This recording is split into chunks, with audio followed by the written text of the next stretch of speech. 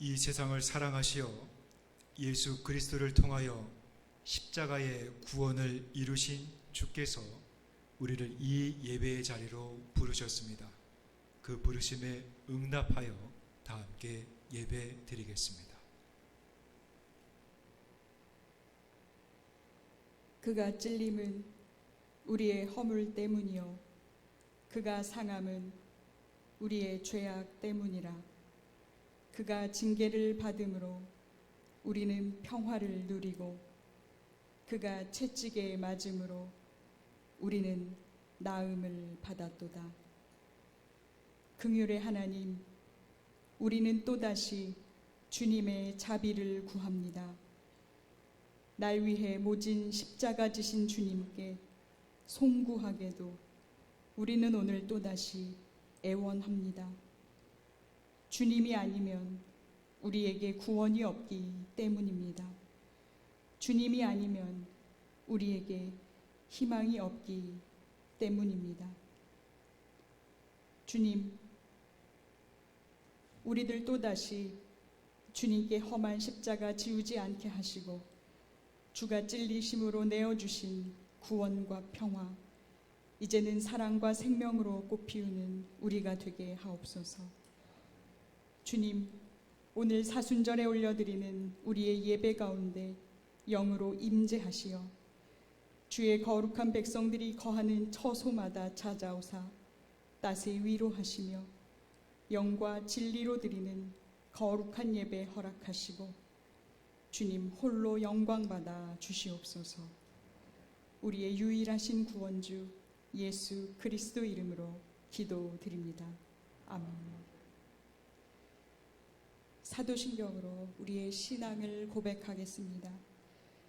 전능하사 천지를 만드신 하나님 아버지를 내가 믿사오며 그 외아들 우리 주 예수 그리스도를 믿사오니 이는 성령으로 잉태하사 동정녀 마리아에게 나시고 본디오 빌라도에게 고난을 받으사 십자가에 못 박혀 죽으시고 장사한 지 사흘 만에 죽은 자 가운데서 다시 살아나시며 하늘에 오르사 전능하신 하나님 우편에 앉아 계시다가 저리로서 산자와 죽은 자를 심판하러 오시리라.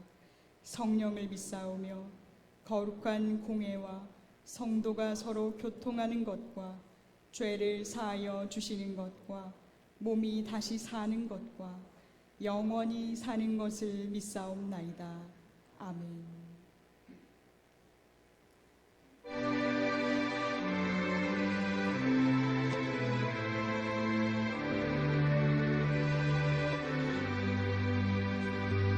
성자의 귀한 몸 날 위하여 버리신 그 사랑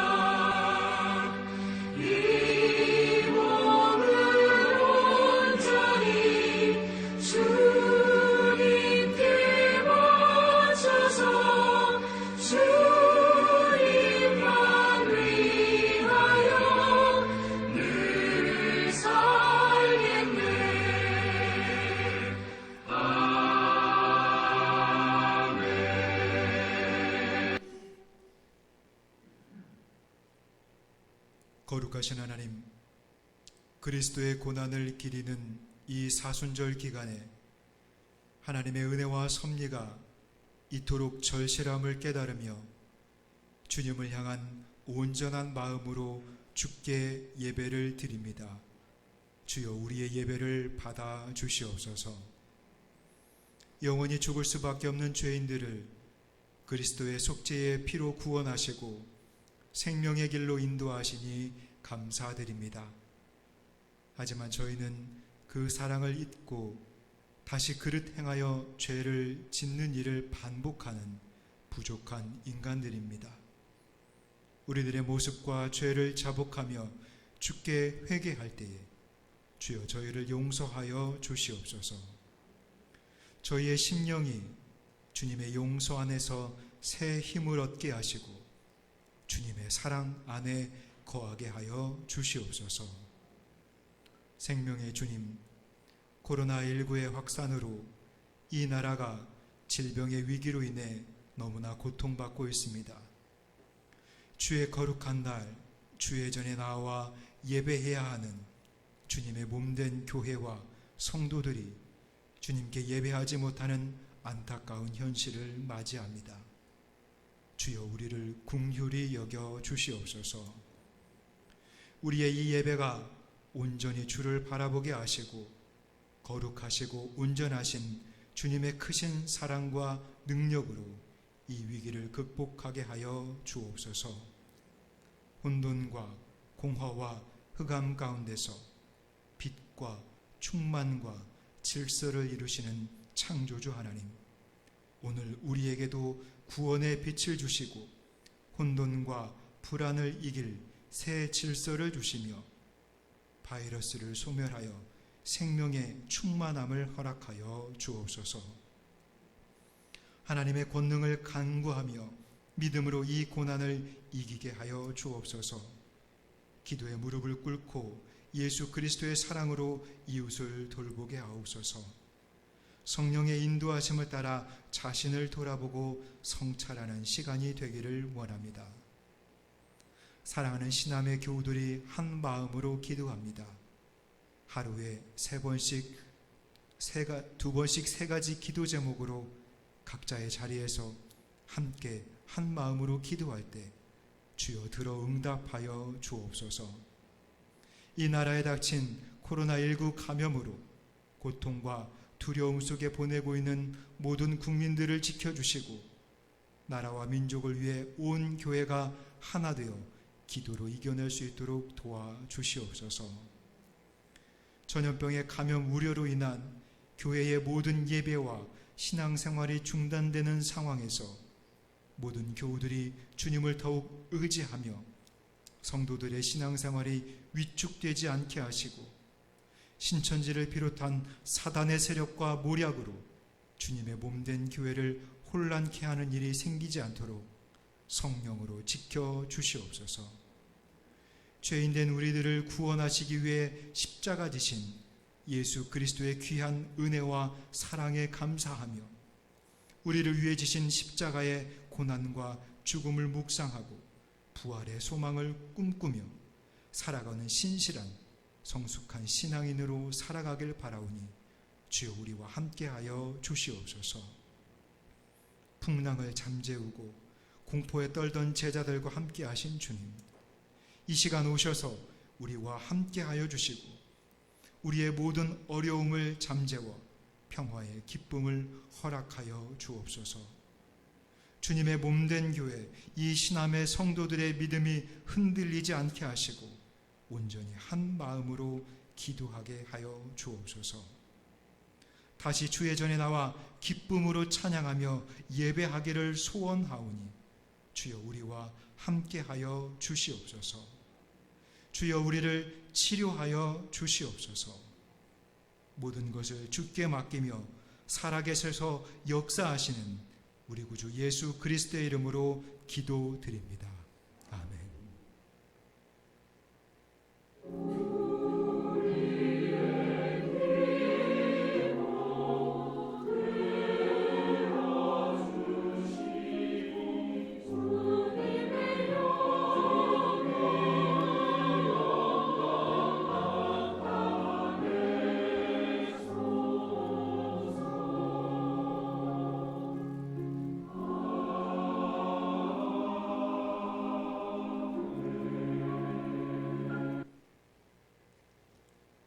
오늘 하나님께서 우리에게 주시는 말씀은 구약성서 이사야서 54장 10절의 말씀과 신약성서 고린도전서 1장 18절에서 31절의 말씀입니다.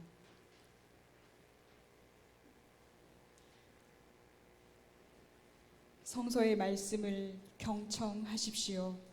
이는 하나님의 말씀입니다. 이사야서 말씀입니다.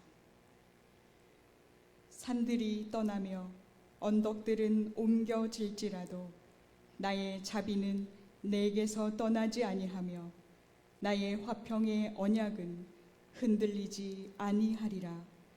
너를 긍휼히 여기시는 여호와께서 말씀하셨느니라. 고린도 전서의 말씀입니다.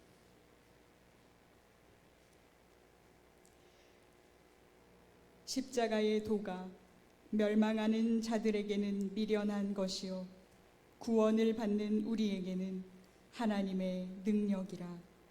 기록된 바 내가 지혜 있는 자들의 지혜를 멸하고 총명한 자들의 총명을 패하리라 하였으니 지혜 있는 자가 어디 있느냐, 선비가 어디 있느냐, 이 세대의 변론가가 어디 있느냐. 하나님께서 이 세상의 지혜를 미련하게 하신 것이 아니냐. 하나님의 지혜에 있어서는 이 세상이 자기 지혜로 하나님을 알지 못하므로 하나님께서 전도에 미련한 것으로 믿는 자들을 구원하시기를 기뻐하셨도다. 유대인은 표적을 구하고 헬라인은 지혜를 찾으나 우리는 십자가에 못 박힌 그리스도를 전하니 유대인에게는 거리끼는 것이요 이방인에게는 미련한 것이로되 오직 부르심을 받은 자들에게는 유대인이나 헬라인이나 그리스도는 하나님의 능력이요 하나님의 지혜니라. 하나님의 어리석음이 사람보다 지혜롭고 하나님의 약하심이 사람보다 강하니라. 형제들아, 너희를 부르심을 보라. 육체를 따라 지혜로운 자가 많지 아니하며 능한 자가 많지 아니하며 문벌 좋은 자가 많지 아니하도다. 그러나 하나님께서 세상에 미련한 것들을 택하사 지혜 있는 자들을 부끄럽게 하려 하시고 세상에 약한 것들을 택하사 강한 것들을 부끄럽게 하려 하시며 하나님께서 세상의 천한 것들과 멸시받는 것들과 없는 것들을 택하사 있는 것들을 패하려 하시나니 이는 아무 육체도 하나님 앞에서 자랑하지 못하게 하려 하심이라. 너희는 하나님으로부터 나서 그리스도 예수 안에 있고 예수는 하나님으로부터 나와서 우리에게 지혜와 의로움과 거룩함과 구원함이 되셨으니 기록된 바 자랑하는 자는 주 안에서 자랑하라 함과 같게 하려 함이라. 아멘.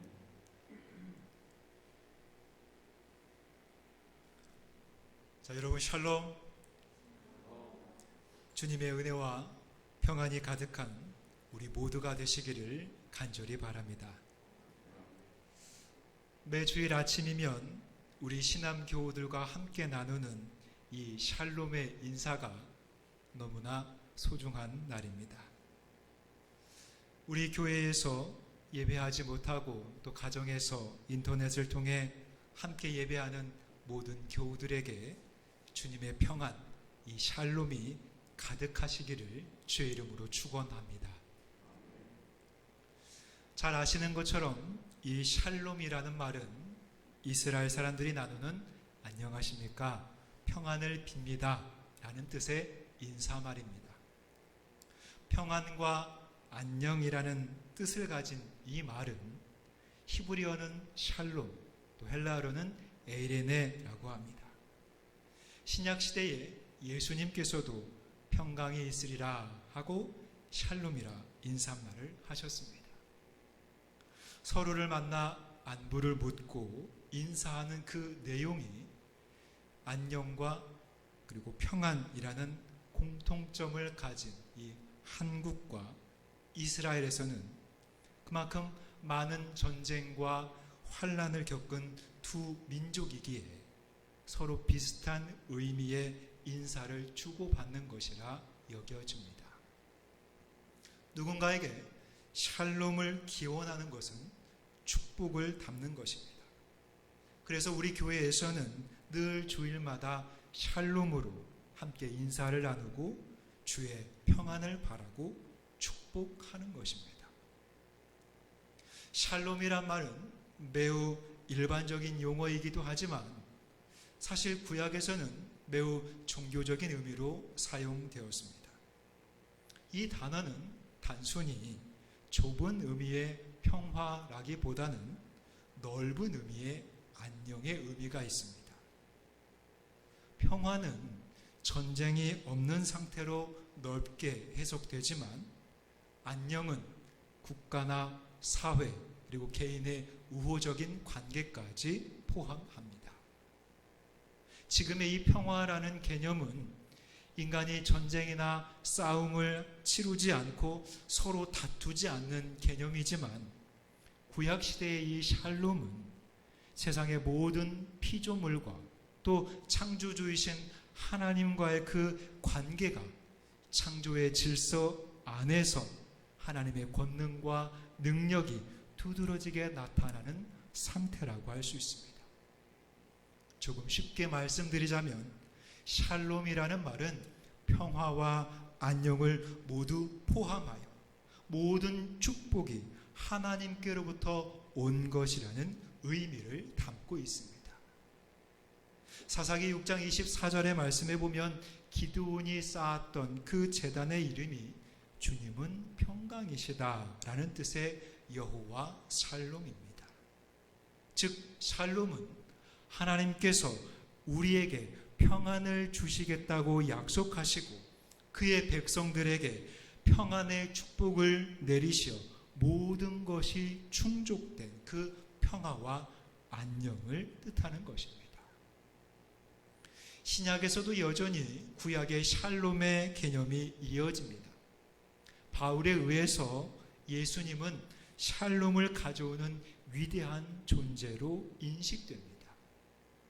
예수 그리스도의 제자들은 예수님의 삶과 가르침, 죽음, 그리고 부활이 가져오는 아주 크고 놀라운 샬롬으로 해석했습니다. 이들에게 그리스도는 우리의 평화라는 인식의 틀이 생겼습니다. 신약의 예수님께서는 고통당하는 사람들을 치유하시고 평화를 주시는 존재로 드러납니다. 그리고 구약시대처럼 희생제사를 통해서 샬롬을 구축하는 것이 아니라 직접 오셔서 그 하나님의 평화를 중재하고 중보하셨다고 말씀합니다. 또 사도 바울에 의해서 평화의 개념은 더욱 확대되고 강화됩니다. 그는 모든 서신마다 그 평화와 은혜를 강조했습니다. 그는 평화를 이루시기 위해서 인간이 하나님께 가는 것이 아니라 하나님이 인간에게 친히 찾아오셨다고 강조합니다.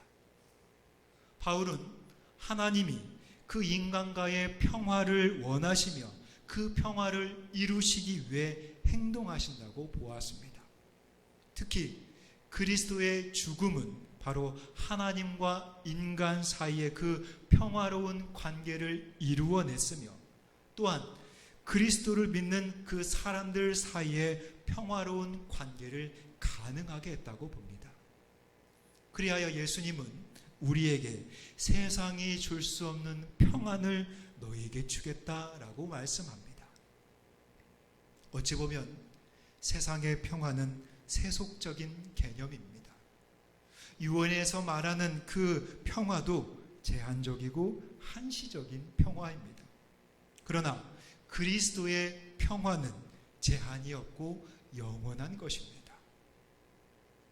샬롬은 또한 종말론적인 개념입니다. 그리스도는 완전한 메시아로 오셨고 인류를 구속하는 생명의 말씀입니다.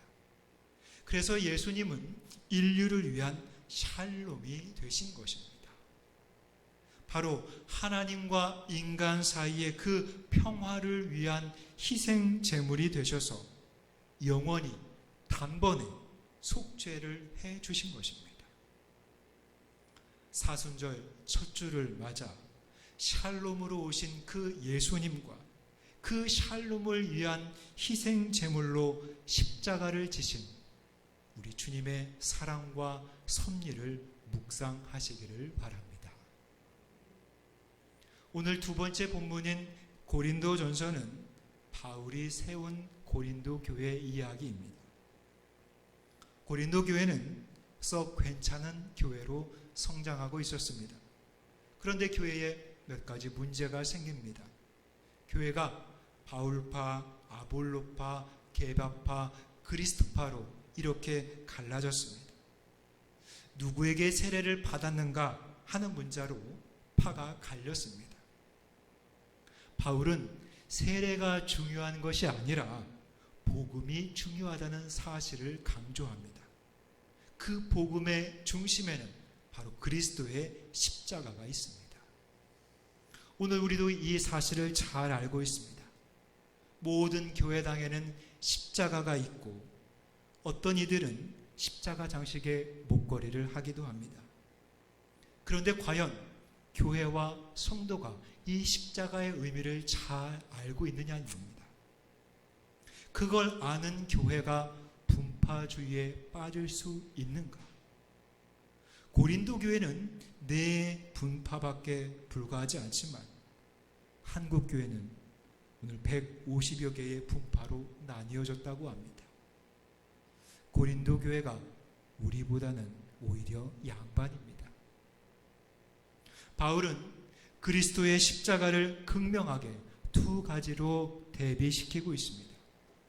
18절 말씀에 십자가의 도가 멸망하는 자들에게는 미련한 것이요 구원을 받는 우리들에게는 하나님의 능력이라. 여기서 이 십자가의 도라라고 할 때 그 도는 헬라어로 로고스를 가리킵니다. 로고스는 일반적으로 언어나 가치, 이성, 근거라는 뜻이 있습니다. 의역하면 섭리라고도 할 수 있습니다. 섭리라는 말의 사전적 의미는 이 세상을 지배하고 다스리는 원리와 법칙을 말합니다. 이는 곧 세상과 우주를 만물을 다스리는 하나님의 뜻을 섭리라고 합니다. 예수님이 십자가에 죽으심은 하나님의 섭리입니다. 이것은 하나님이 오래전부터 알고 미리 작정하신 것입니다. 이 세상을 구원하시기 위해 자기 아들을 십자가에서 죽이지 아니하면 안 된다는 그 분명한 섭리 아래 내린 결론이고 길인 것입니다. 우리는 십자가의 주님을 생각할 때마다 그 십자가를 자랑해야 합니다. 그 십자가를 기뻐해야 합니다. 그 십자가의 사랑에 감사해야 합니다. 십자가 앞에 우리의 마음을 쏟아 놓아야 합니다. 우리의 가슴에 그 십자가로 인한 뜨거운 감격과 찬양이 있기를 간절히 바랍니다. 오늘 본문을 통해 바울이 말하는 십자가는 어떤 것인지를 살펴봅니다. 바울에 의하면 그리스도의 십자가가 어떤 사람들에게는 어리석은 것이고 또 어떤 사람들에게는 하나님의 능력이 됩니다. 그럼 과연 어리석은 것이 되는 사람은 누구입니까? 바울은 본문에서 대표적으로 유대인과 헬라인을 거론했습니다. 22절에서 유대인은 표적을 구하고 헬라인은 지혜를 찾는다라고 했습니다. 그런데 보십시오. 예수님의 십자가는 그런 능력과는 거리가 멀어 보입니다. 유대인들이 보기에는 예수는 무기력하게 죽어갔습니다. 오죽했으면 예수님이 십자가 위에서 죽어가면서 엘리 엘리 라마 사박다니 하는 그 모습을 보면서 저가 엘리야를 부른다 라고 말합니다. 그들이 알고 있는 구약시대의 그 능력 있는 선지자 엘리야의 도움을 구하는 것처럼 여겼던 것이 바로 유대인들이었습니다. 그러니 유대인들이 그 십자가를 꺼림직하게 생각하는 건 당연합니다. 또 헬라인들은 지혜를 찾습니다. 헬라인들은 철학적인 민족으로 유명합니다. 철학, 이 필로소피는 지혜에 대한 사랑이라는 뜻입니다. 그들은 아는 것, 깨닫는 것은 절대적인 것으로 여겨집니다. 왜냐하면 그것이 바로 진리에 이르는 길이라고 여겼기 때문입니다. 그들의 눈에 십자가로 죽는 예수는 결코 지혜로운 사람이 아니었습니다. 지혜로운 사람이라면 학문이 깊고 그것을 잘 알고 제자들을 키우고 사람들에게 큰 스승이라는 말도 들어야 합니다. 그런데 예수님은 30대 초반에 십자가 선고를 받고 죽었습니다. 십자가에 처형당한 사람을 지혜롭다고 할 수 없는 것입니다. 바울은 이런 시대 정신을 거슬렀습니다. 십자가 사건이 오히려 하나님의 능력이고 지혜라고 말합니다. 이것이 말이 될까요? 여러분은 십자가를 통해서 우리가 죄를 용서받고 구원받게 되었으니 그것이 당연하다고 대답하실 것입니다. 옳은 대답입니다. 정답입니다. 그래서 바울은 하나님의 지혜와 세상의 지혜가 서로 대립된다고 말합니다. 세상의 지혜는 간단히 말해서 잘난 척하는 것입니다. 자기가 뭔가 안다는 것을 내세우는 것입니다. 그런 지혜를 바울은 인정하지 않습니다. 그런 지혜는 오히려 자신이 어리석다는 것을 나타내 줄 뿐입니다. 20절 말씀에 지혜 있는 자가 어디 있느냐? 선비가 어디 있느냐? 이 세대의 변론가가 어디 있느냐? 하나님께서 이 세상의 지혜를 미련하게 하신 것이 아니냐라고 말합니다. 이 구절에 세 종류의 사람이 등장합니다. 지혜 있는 자, 선비, 변론가는 당시 로마 시대에 잘 나가는 사람들이었습니다. 스스로 학자였고 웅변가고 변호사고 정치인이고 제사장 같은 사람들입니다. 누구나 존경받을 만한 사람들이었습니다. 세상의 지혜를 대표하는 사람들이었습니다. 그들은 세상의 법과 종교의 권위로 세상을 다스렸습니다. 그 법과 권위로 예수님을 십자가에 처형시켰습니다. 그게 세상의 지혜였습니다. 세상에서 지혜롭다고 하는 사람들이 볼 때 십자가에 처형당한 예수와 그를 추종하는 그리스도인들은 어리석기 짝이 없어 보였습니다. 그러나 바울은 세상의 그 지혜를 하나님께서 미련하게 하셨다고 과감하게 선포합니다. 기독교 신자들이 세상의 권력을 빼앗았다는 말이 아닙니다. 바울이 말하는 지혜는 세상의 지혜와는 전혀 차원이 다릅니다. 예수 그리스도를 아는 것이 참된 지혜입니다. 왜냐하면 그것이 바로 구원의 길이기 때문입니다. 반면에 세상의 지혜는 십자가를 저주하도록 가르칩니다. 오늘날 인생의 실패를 저주하는 것과 같습니다. 이렇게 세상의 지혜에 묶여있는 한 예수님의 십자가의 사건은 이해할 수 없는 것입니다.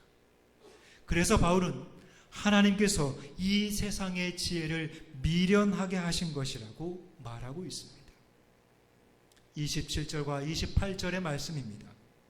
하나님께서 세상의 미련한 것들을 택하사 지혜 있는 자들을 부끄럽게 하려 하시고 세상의 약한 것들을 택하사 강한 것들을 부끄럽게 하려 하시며 하나님께서 세상의 선한 것들과 멸시받는 것들과 없는 것들을 택하사 있는 것들을 폐하려 하시나니, 세상에서 미련한 사람들로 취급받던 그리스도인들을 하나님께서 택하셔서 세상에서 지혜롭다고 생각하는 사람들을 부끄럽게 하셨다라는 말은 무슨 뜻일까? 혹시 그리스도인들의 그 열등감을 숨기기 위한 자기 합리화나 자기 자격지심에 불과한 것일까? 이 말씀은 종말론적인 관점에서 보아야 합니다. 지금 당장은 예수의 십자가가 인정받지 못합니다. 그것이 구원의 길이라는 사실이 숨겨져 있기 때문입니다. 그러나 종말이 오면 그 사실은 명백하게 드러날 것입니다. 그렇게 드러나는 순간에 그걸 무시했던 사람들은 모두 부끄러워할 것입니다. 잘난 척하던 사람들이 바로 죽음의 순간에 부끄러움을 당한다는 것입니다. 성도 여러분, 예수를 믿는 사람들은 자기를 둘러싸고 있는 조건이나 신분에 관계없이 예수의 십자가야말로 참된 지혜라는 사실을 우리의 실제 삶으로 살아내야 하는 것입니다. 이런 뜻으로 바울은 하나님께서 그 미련한 그리스도로, 세상의 그 미련한 그리스도인들로 하여금 세상에 지혜 있는 자들을 부끄럽게 하신다는 말씀인 것입니다. 바울이 말한 내용이 조금 무거우셨습니까? 정리하면 바울은 예수님의 그 십자가는 바로 하나님의 능력이요 하나님의 지혜다라고 말하는 것입니다. 예수님의 십자가는 생명의 능력이요 지혜입니다. 우리의 삶의 능력이요 삶의 지혜입니다. 믿으십니까? 이 사실을 느끼고 경험하는 것이 바로 기독교 신앙의 본질입니다. 기독교인은 거기에서만 삶의 능력을 얻을 수 있습니다. 그래서 바울은 오늘 본문 바로 뒤에 나오는 2장 2절 말씀에서 예수 그리스도의 십자가 사건 이외에는 아무것도 알지 않기로 작정했다고 다짐합니다. 그렇습니다. 여러분이 그리스도의 십자가와 하나가 된다면 하나님께서 그 놀라운 삶의 능력을 비밀한 방식으로 여러분의 영혼 가득히 채워주실 줄 믿기를 바랍니다.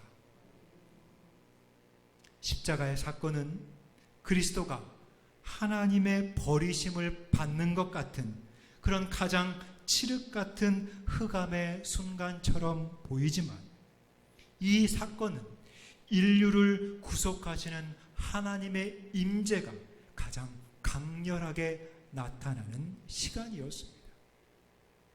우리 인간의 눈에 나타나는 그 하나님의 부재 속에 하나님은 그 숨겨져 있는 구속의 경륜과 섭리를 이루신 것입니다.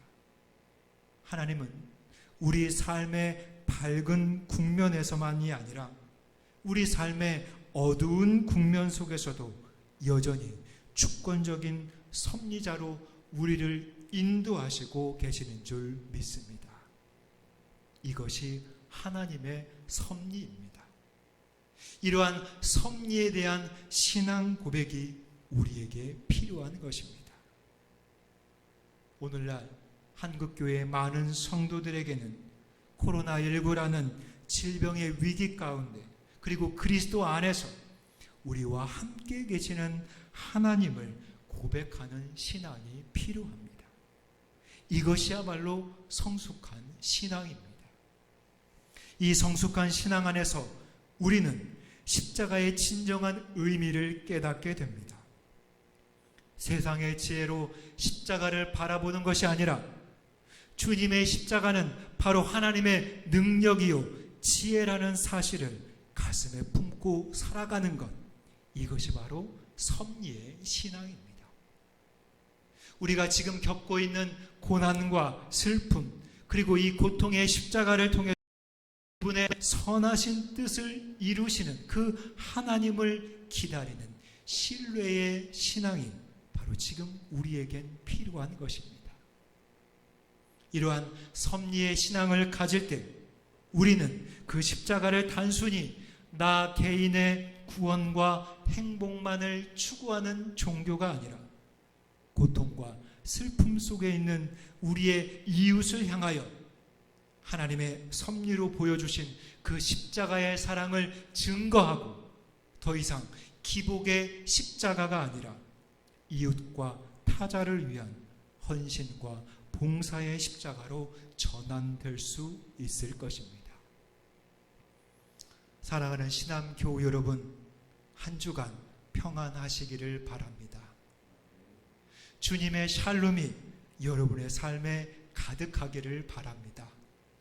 그리하여 다시 만날 때 주께서 베풀어 주신 그 놀라운 십자가의 사랑과 하나님의 그 섭리를 경험했다고 기쁨으로 함께 찬양 드릴 수 있기를 이 시간 주의 이름으로 간절히 축원합니다.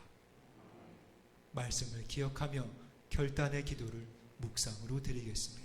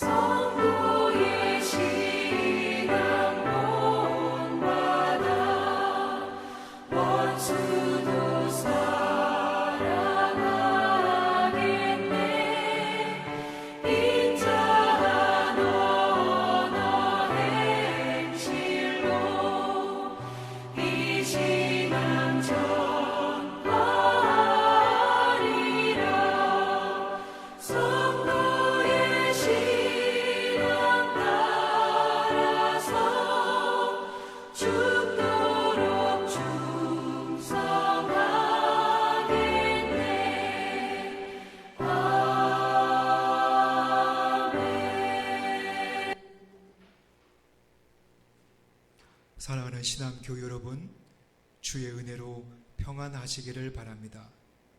샬롬의 주님께서 여러분과 함께 하실 줄 믿으시길 바랍니다. 주께서 우리를 위해 십자가 지신 그 귀한 은혜와 사랑이 바로 샬롬의 실현이며 하나님의 섭리임을 깨달아 날마다 평안을 누리시기를 간절히 바랍니다. 이제는 우리를 구원하시기 위해 십자가 지신 우리 구주 예수 그리스도의 은혜와 그 아들을 화목제물 삼으시고 우리가 샬롬을 누리길 바라는 우리 하나님 아버지의 크신 사랑과 세상과 우주 만물을 다스리시는 하나님의 섭리로 우리를 늘 인도하시는 성령님의 감화 인도하심이 언제나 주님의 샬롬으로 그들의 삶을 인도해 주시기를 바라는 사랑하는 주의 자녀들과 질병의 위기와 고난으로 인해 함께 예배하지 못하여 가슴 아파하는 주님의 몸된 교회의 모든 지체들 위해 주님의 섭리하심으로 예수 그리스도의 십자가의 사랑을 가슴에 품고 언제나 우리와 함께 하시어 참 평안 주님의 샬롬을 베풀어 주시길 바라는 신한의 모든 성도들 위해 그리고 이 나라와 민족 위해 이제로부터 영원토록 함께 하시기를 간절히 축원하옵나이다. 아멘.